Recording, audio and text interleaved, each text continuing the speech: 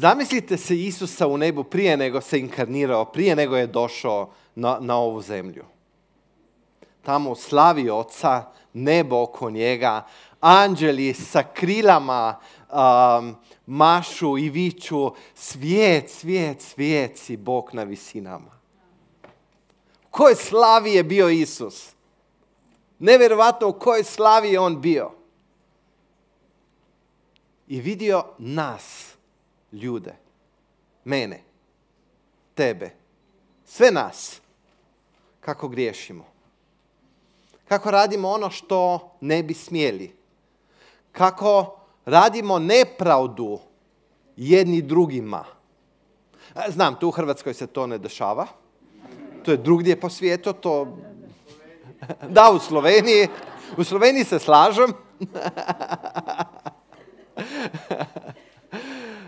Vidio kako mi ljudi radimo nepravdu prema Bogu, prema prirodi, prema jedan drugome.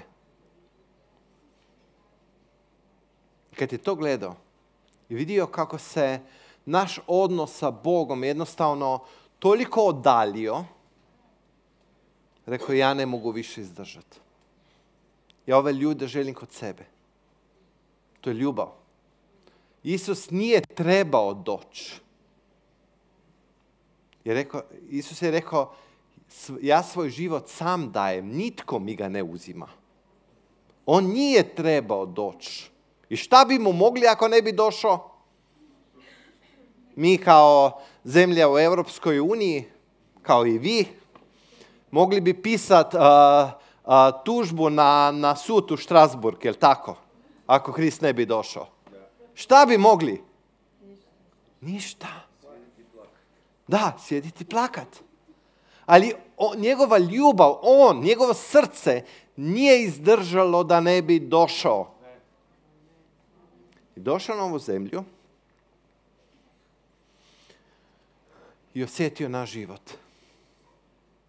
Koliko puta je bio odbačen? Koliko puta se mu i njemu napravila nepravda? Koliko puta je plakao, vidimo u Božjoj riječi. Čak ljutio se. I na kraju, ne da mu je netko uzeo život, nitko mu nije uzeo život. Sam ga je dao.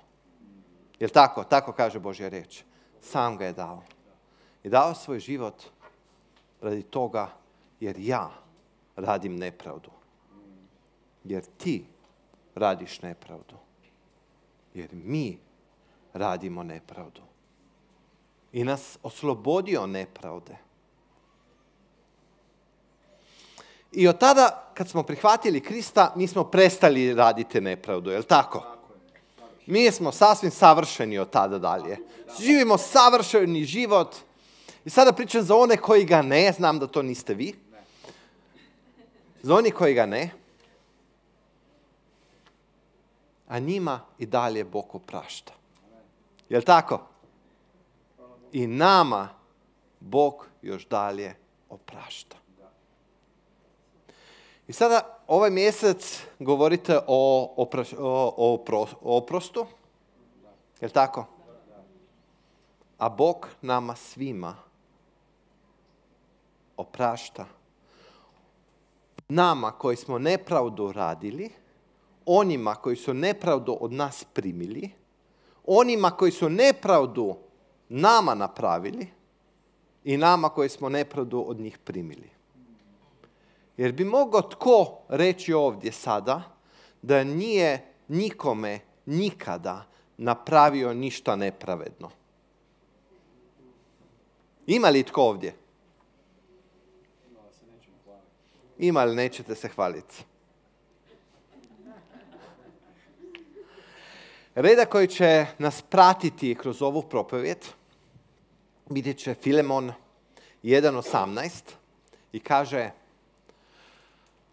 ako ti je učinio kakvu nepravdu ili ti je što dužan, zapiši to na moj račun. To je kao bilanca. Znate šta je bilanca u računovodstvu? Kao bilanca. Kaže Bog, ako ti je netko napravio nepravdu, ili ti je nešto dužan, kaže, daj ti to na moj račun. Pa ćemo onda ja i ti napraviti. Koliko sam ja tebe oprostio, koliko sam ja platio za tvoj grijeh, da ti je oprošteno. I sada to što drugi naprave, daj ti to na moj račun, pa ćemo se malo tu ja i ti dogovoriti. Danas govorimo o oprostu. Ali prije nego ćemo govoriti o oprostu, zapravo govorit ćemo o osjećaju bola. O razočarenju. Kada život ne ide tako kako smo si mi zamislili. Kada se život potpuno okrene i ide drukčije. Vjerojatno se vama tu ne dešava, kod nas redovito. Tu i tamo. Kad imamo 40-50 godina, pogledamo život unazad, pa nije ni malo bio to što sam snivao kad sam imao 14. Pa je nekako išlo svojim putem. Kada Bog dopusti različite situacije u naše živote, koji nam nisu najbolji, kada nas razočaraju i povrede ljudi koji su nam najbliži. Od porodice do prijatelja, do braće i sestre u crkvi, vjerojatno opet ne u vašoj, to vjerojatno ne. Kad se nam to dogodi, Isus je rekao, volite svog bližnjeg i rekao, volite svog enemy, neprijatelja. Zašto je baš te dvije kategorije stavio? Jesu to obično isti ljudi?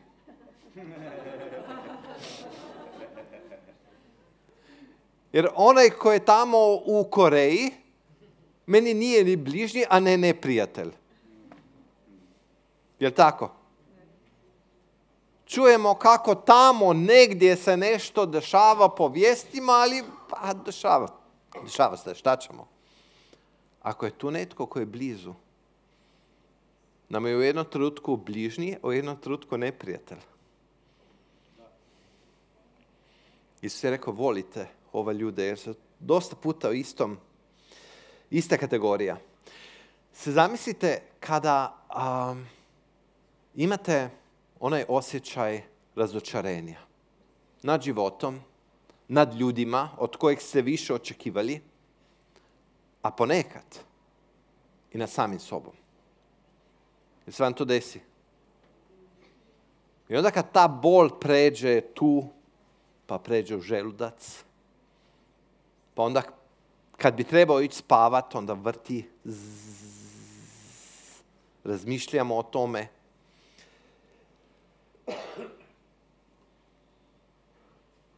O toj boli ću prvo pričat i pogledat ćemo nekoliko primjera iz Božje riječi prije nego ćemo pričati stvarno o oprostu. Jer zapravo je bol ta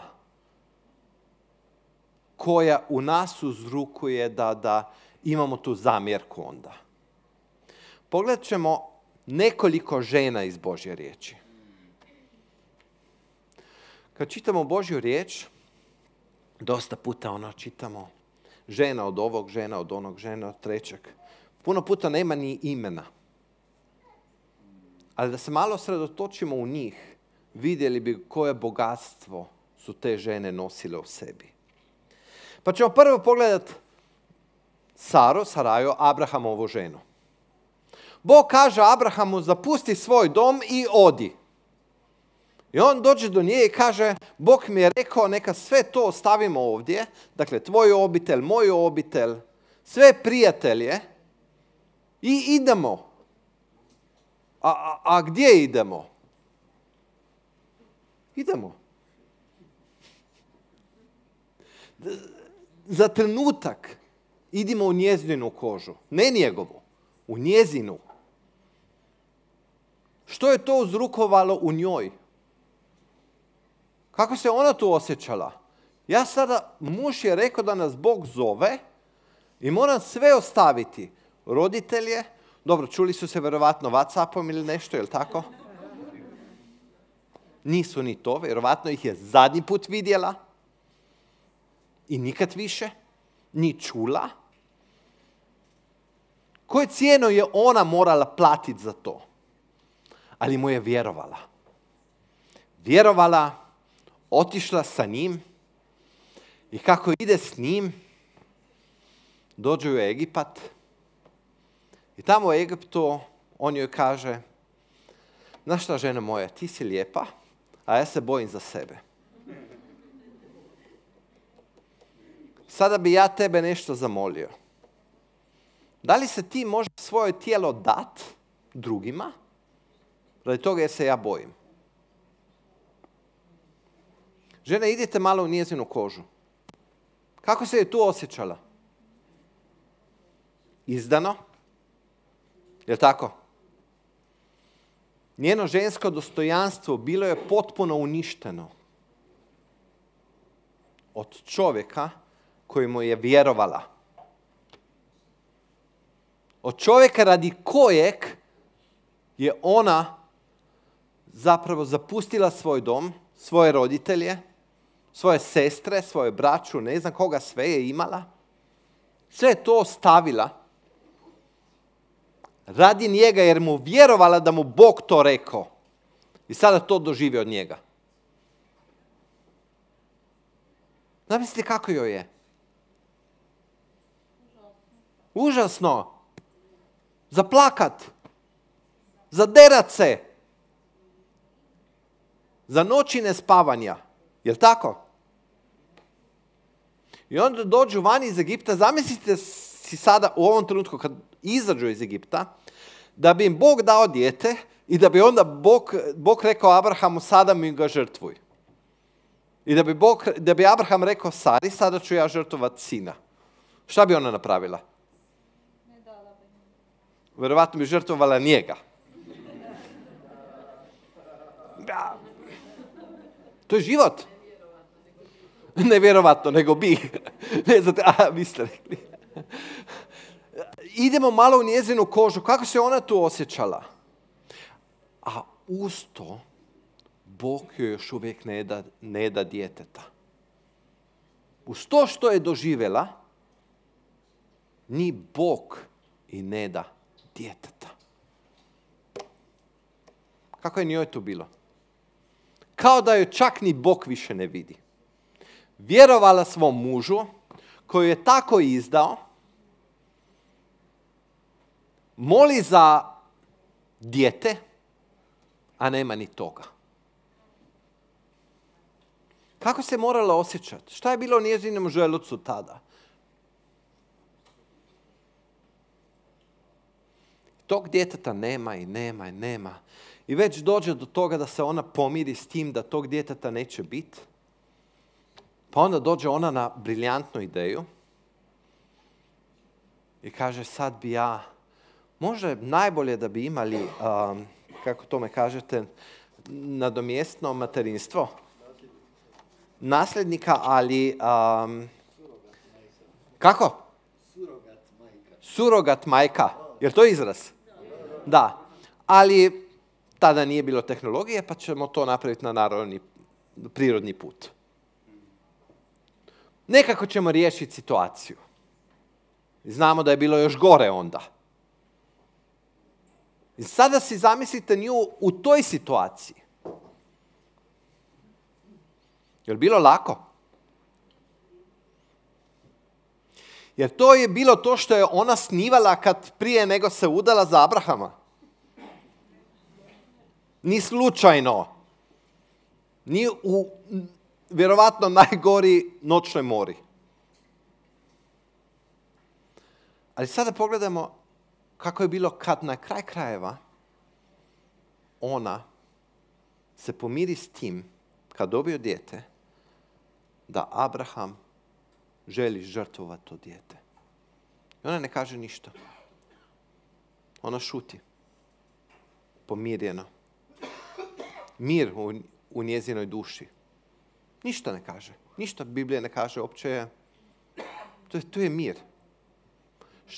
Kako je ona sve to morala predat Bogu i s njim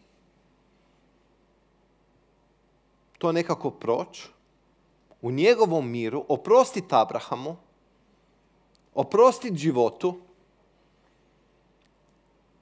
i ponekad je potrebno oprostiti Bogu. Jer nećete vjerovati, ali Bog se ne ponaša kako mi očekivamo. On ima svoje planove. On ima svoje planove. Mi imamo svoje. Ali Bog se ne prilagađa našim planovima, nego ustraje na svojima. I ponekad se u našem srcu čak i gnjev do njega. Zašto si morao to dopustiti? Ali koliko se Sara trebala umiriti u Bogu? Koliko snage Božje je ona imala da je na kraju kad Abraham kaže Bog mi je rekao da trebam žrtvovati sina, da mu opet povjeruje i da je uz to mirna. Koliko je mogla oprostiti uz to? Koliko je mogla te boli predat Bogu? Jedan veliki uzor tome. Pogledat ćemo Mojsijevu ženu. Danas ćemo o ženama pričati.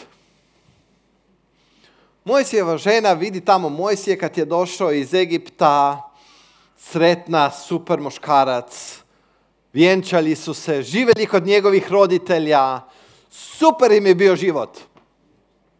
Baš ono, ok. Imali su za jesti, imali su za piti, imali su djece, šta im je falilo? Ništa. Njezini roditelji tamo, imala je roditelje, imala je muža, imala je djecu. Ono, super, jel' tako? I onda dođe Mojsije, samo iz njezine kože gledamo sada. Dođe Mojsije neki dan i kaže, znaš, Bog mi je rekao da idem nazad u Egipat. Pa jer si ti lud? Bog mi je to rekao. Koji Bog? Šta se s tebi dogodilo? Zamislite šta je ona sve morala, koliko je imala ona pitanja. Zašto? Gdje ćeš? Pa to nije sigurno za tebe. Pa znaš da te mogu ubiti tamo? Pa zašto moraš raskirat mog muža i tatu naše djece? Kako je bilo njoj? I onda dođu tamo, u Egipat, Božji narod nekako izlazi, pa si misli sad će bar malo dobro. I dođu u pustinju. Sada zamislite kakve pritiske je Mojsije imao, kakve obaveze je on sve imao. Da li mislite da je bio jedan isti takav muž kako što je bio prije kad su bili kod njezinih roditelja? Uz sve te obaveze koje prije, uz sve te pritiske koje prije nije imao. Da li je mogao biti isti muž? Da li je mogao imati isto vremena za nju i za djecu? Ona je išla kroz gubitak. I na kraju tamo u pustini. Nemaju vode, nemaju hrane, ni ona nije imala, ni Mojsije nije imao, njihova djeca nisu imala. A tamo su imali sve kod njegovih roditelja. Što je bilo toga potrebno? Da toga je Mojsije rekao da ga Bog zove. Kako je bilo uz to? Koliko gubitka je prošla? Da li je ona o tom snivala kad je prvi put vidjela Mojsije, kako se bori za njih? Nije. Jer to je bio, jer sada je Mojsija onaj sanski muž. Nije više. Šta je ona sve prolazila u sebi? Koliko nepravde je to bilo za nju? Koliko gubitaka je bilo za nju? Pogledat ćemo Davidovu ženu. Danas se malo krećemo oko žena. Davidova žena, zapravo kćer od Šaula, jel tako, od kralja Šaula.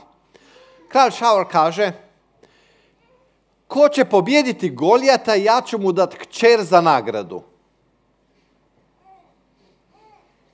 Žene, da, ako bi vaš tata rekao da će vas dati nekome za nagradu, kako bi se osjećale od tate? Mi to samo onak pročitamo. Ne, zaustavimo se. I muž David ju prihvati kao nagradu. Gdje je to ljudsko biće? Gdje je to ljudsko biće? Gdje je to žena sa svojim dostojanstvom? Ne, evo ti nagradu, moju kćer. Evo uzimam nagradu, kao ne znam, auto. Kako se muškarac osjeća do žene koje mu je dana od njezinog vlastitog oca za nagradu? Je li to pošteno do nje? Je li to fer do nje? Nikako. Ne može biti. I onda vidimo šta se dešava kasnije. Tata i muž se posvađaju. Svaki ide svom putom. A ona tu između. Ona voli svog tatu. Ona ima kćer. Ona ga voli. A sada voli i muža. I sada se ona dva posvađaju. Jer to pravedno do nje. Tko nju šta pita? Da li opće ima koju riječ kod toga? Ništa. Svaki svoj od muškaraca tera. Svaki od sebe od muškaraca ono što bi on htio. A tko misli na nju? Tko pomisli na nju?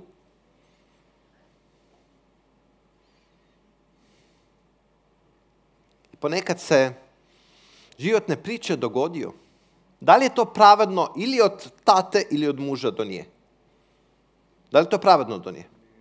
Nije. Budimo iskreni. Nije pravedno. I onda ona opet ode kod kralja Šaula, kod tate. Pa se opet vraća mužu, Davidu. I onda tata umre. Kako joj je? Kako je njoj uz to? Je to pravedno do nje što se joj desilo u životu? Nikako. Nikako. Pa hvala Bogu, takve priče su bile samo u Starom Zavjetu, je li tako?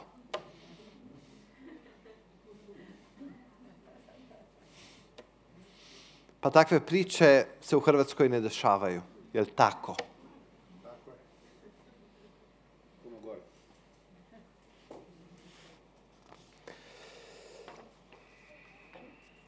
I pogledat ćemo Jobovu ženu. Moram reći da, možda jednom napišem knjigu o njoj. Ona je meni jedan najveći heroj. Kažete heroj? Junak? Heroj? U Božjoj riječi. Jako malo piše o njoj. Ali puno Biblija govori o njoj.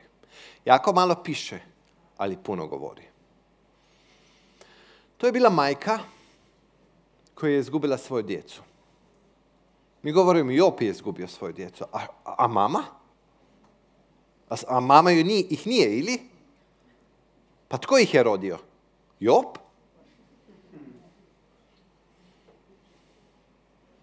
Još malo pa će biti moguće možda. Nadam se da ne. Ona ih je rodila. Tko ih je njegovao? Odgajao? Uglavnom ona.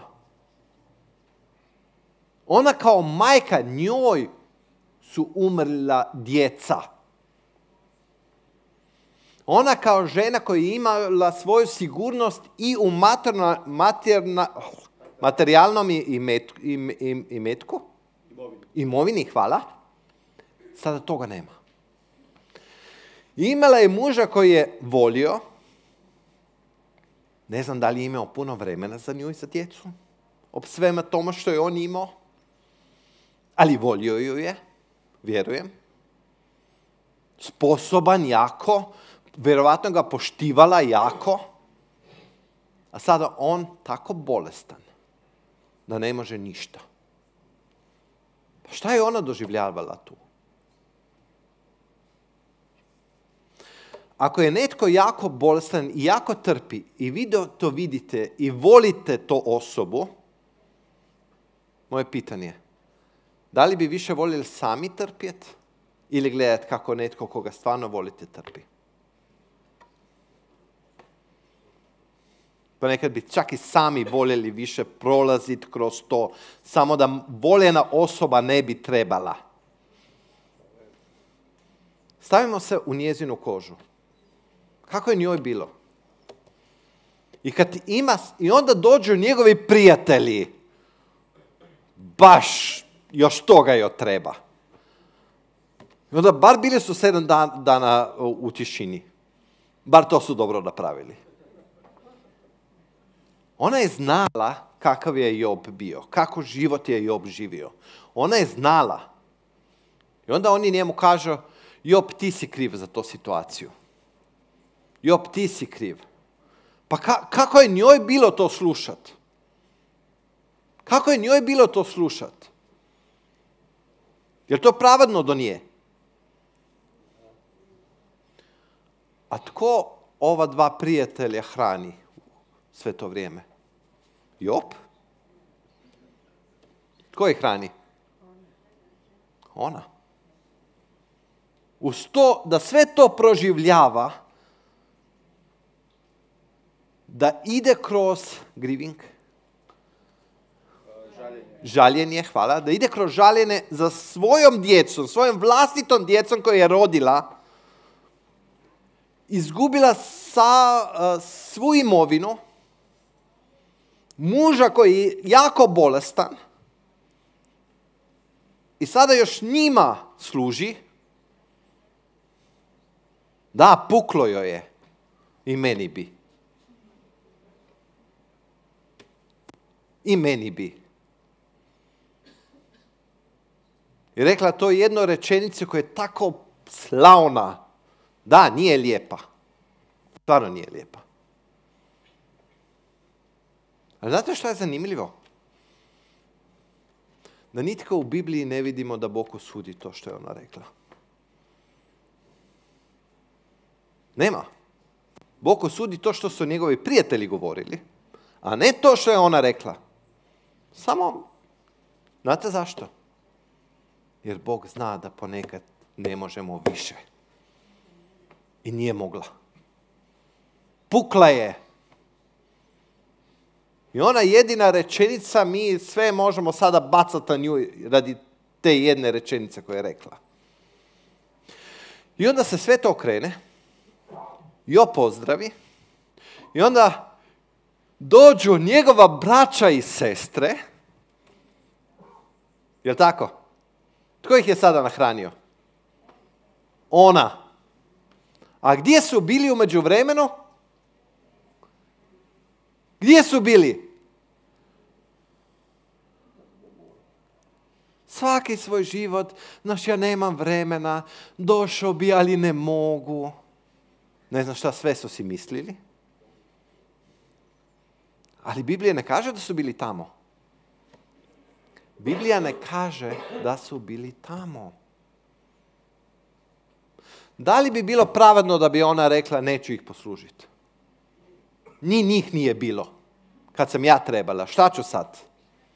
Kad sam ih trebala, ih nije bilo. A sad, kad si dobro, sad bi svi došli i ja još ne kuham za njih. Ih ugostim. Jer bi joj razumjeli da bi to rekla. Ja bi joj razumio. Ali ne, ona ne. Ona ne. Ona to napravi.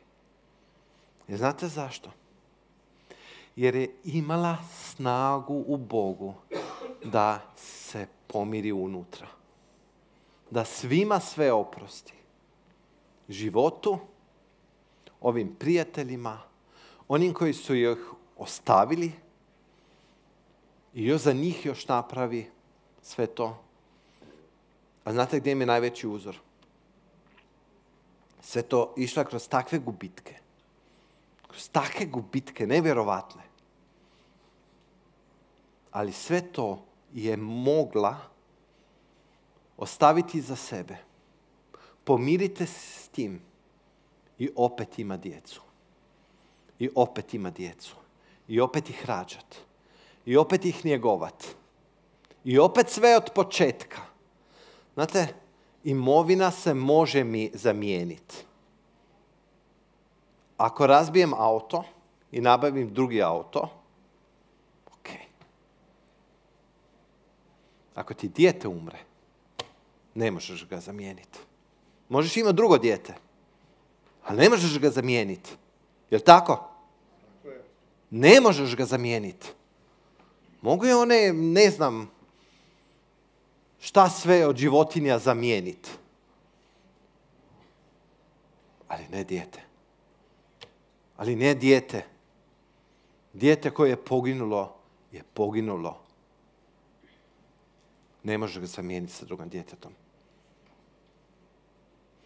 Sve to što je prošla, opet je imala snage da ide dalje. Opet je imala snage za budućnost. Je li život bio fer do nje? Do Joba nije bio fer. A gdje još do nje? Ne, nije bio.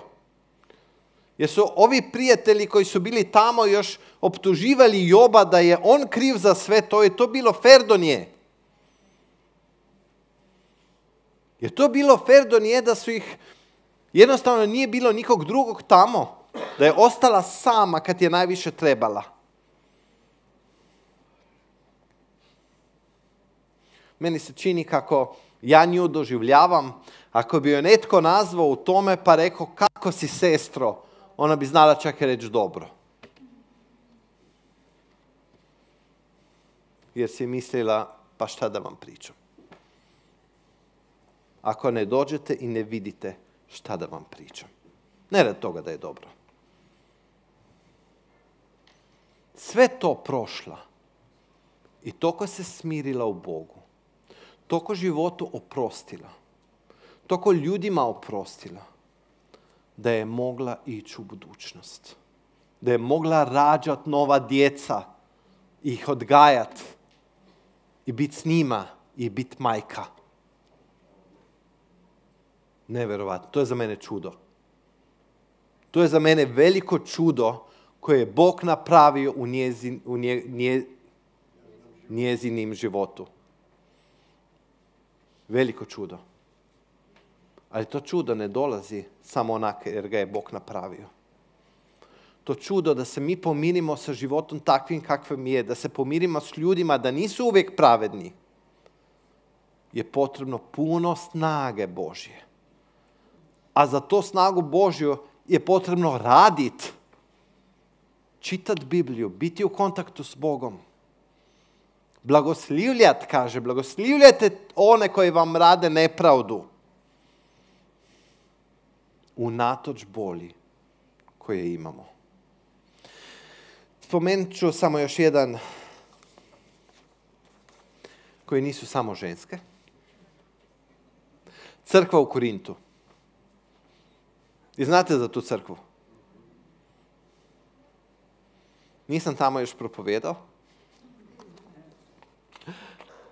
Ali koliko znam, koliko se priča, je ta crkva onak bila malo ili dosta podijeljena. Jedni bi bili to, drugi bi bili ono, treći bi bilo nešto drugo. I svaki ima svoje pravo. Svaki misli da najbolje služi Bogu. Svatko misli da to što misli je jedino pravilno. Svako to tako misli.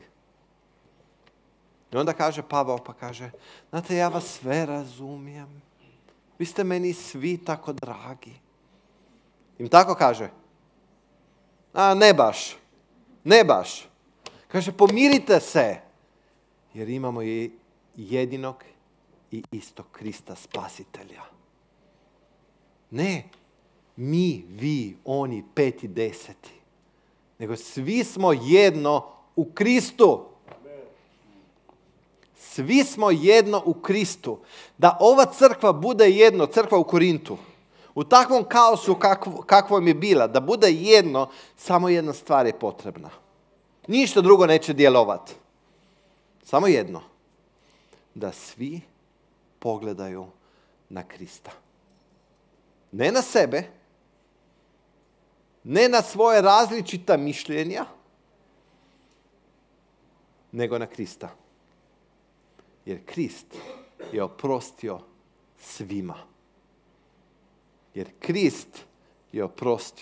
svima. Pa da sada idem nazad na tu gdje sam počeo. Krist je bio u svojoj slavi kod Boga, je li tako? Ništa mu nije falilo. Šta mu je tamo falilo? Je tamo bila ikakva nepravda do njega? Nije. Jer tamo je bila koja žalost za njega. Je išao kroz koji gubitak tamo kod Boga Oca u nebu? Ne. Čak i više. Kad se svet stvarao, pa kaže Božja riječ, sve je stvoreno po njemu i za njega. Čak i više. Evo, sine moj, to je za tebe. Evo, sine moj, to je za tebe. Evo, sine moj, to je za tebe. Tako je bilo njemu u nebu. I onda dođe vrijeme i kaže, ja to napuštam. Ja to ne napuštam. Baš radi toga, jer je grijeh donio nepravdu. Baš radi toga, jer ljudski životi su u takvom kaosu, da i ako hoćeš biti pravedan, ne možeš. Do kraja pravedan. Jer su ljudski životi ide kroz takve tragike, da jednostavno ih moram spasiti. Nema druge. Ne mogu im dati lekcije. Da ako im dam lekciju, pa da će biti onda dobro. Neće biti dobro. Spasiti ih moram. Iz te ljubavi da nas spasi, iz tog kaosa života, ja znam da se to samo u Bibliji dešava, ne kod nas u životima, to što sam pričao, da nas spasi od takvih kaosa života, trebao je jednostavno doći i spasiti nas. I pogledat ćemo Izaiju 35. Može netko pročitati Izaija 53 od 3 do 6 i 10 do 12. 53. Može jedan Hrvat to naći. Od 3 do 6 i od 10. Ima dobro. Može netko samo da pročita možda na hrvatskom? Tko se javi? Melita, možeš? Daj, molim te.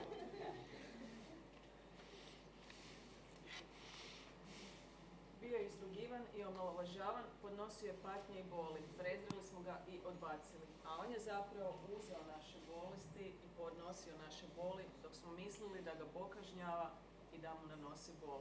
Zbog naših je prijestupa bio izdanjavan, zbog naših zlodjela satran. Njega je snašla kazna koja nas je iscijelila. Pozdravljeni smo njegovim ranama. Svi smo zalutali kao ovce, svatko je išao svojim putem, a Bog je svu našu krivnju natovario na njega. Hvala. Bio je ismijavan, patio je, prošao kroz trpljenje. Ta Bog, Isus Krist, ta vječna riječ koji je sve imao u nebu, kojemu toga ne bi bilo potrebno i nitko ga nije prisilio u to, nego ljubav Boga jednostavno nije mogla drugčije nego da nas spasi. Platio je samo s tim što je iz neba došao na zemlju, je već platio takvu cijenu, ne radi toga, jer bi on šta god napravio nepravdano, nego jer sam ja napravio nepravdano, jer ne mogu drugčije. Abraham nije mogao drugčije. Mojsija nije mogao drugčije. David nije mogao drugčije. Jednostavno ponekad ne ide. Kako god bi htjeli sve dobro napraviti negdje, nije u redu. Koliko puta ste se trudili u životima da bi napravili sve dobro, pa nije ispalo sve dobro. Opet nekome nešto nije u redu. Opet netko osjeća da je to nepravdano do njega. I možda i jeste.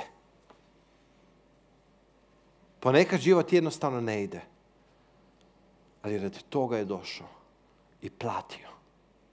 I platio tako veliku cijenu za nas. Kroz život, na križu. Sada je kod Boga i kaže Božja riječ da moli za nas. Ali ne moli samo za mene. Moli za sve one koji mi kada napravi nepravdu. Moli za sve one koji vama kada naprave nepravdu. Za sve one moli. Kao i za mene, kao i za vas. Kao za sve. Jer svi mi smo tako ili drugčije oštećeni od života. Nitko od nas nema potpun život. Svi se borimo tako ili drugčije. Ponekad ide dobro, ponekad ne. Želimo si svi najbolje, ali život ne ide uvijek najbolje. I s tom kako se borimo, ponekad povrijedimo nekog, netko povrijedi nas i to je život. A Isus je uzeo svu krivnju na sebe. Od onih koji su nas povrijedili i od nas koji smo povrijedili druge. Svu krivnju je uzeo na sebe. I Isus stoji pred vratima i kuca. Danas kuca na onaj djelić tvog života koji je razočaran. Danas kuca na onaj djelić tvog života gdje se ti je napravila nepravda. Danas kuca na onaj djelić tvog života, tvog srca, gdje jednostavno možda nisi bio viđen. Su se stvari desile i nitko te nije za njih pitao. Sada si u tome. I razočarenje još uvijek boli. I možda se još uvijek pita zašto. I možda se još uvijek pita zašto je netko morao to napraviti. Šta god da je već napravio. Zašto je baš morao to reći? Ili šta god. Zašto ja sam razočarao samog sebe? I baš na taj dio tvog srca danas Isus kuca. Kaže ne samo da želim da oprostiš još više. Želim te ozdraviti. Želim te ozdraviti.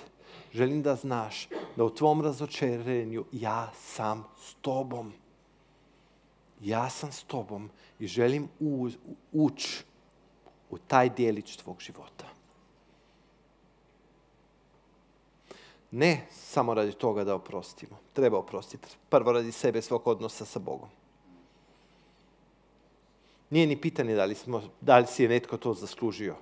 Ni ja si nisam zaslužio da bi sam Krist došao za mene. Je li tako? Nisam si zaslužio. Pa je ipak došao. Krist si je zaslužio da ja oprostim. I da dam to na njegov račun. I da dam to na njegov račun. Jer on želi moje srce.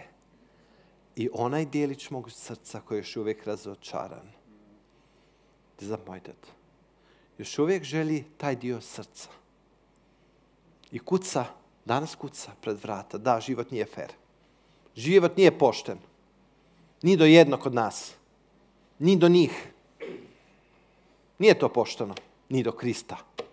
Da li je pošteno da je Krist platio cijenu za tebe i za mene? Nije pošteno. Nikako to nije pošteno. To je ljubav. I danas kuca na srce. Onaj dio tvog srca koji je još uvijek razočaran. Još uvijek bol u njemu. I radi boli još uvijek ne možeš oprostiti. Životu, Bogu, ljudima, situaciji. I želi da danas to predaš njemu. Amen.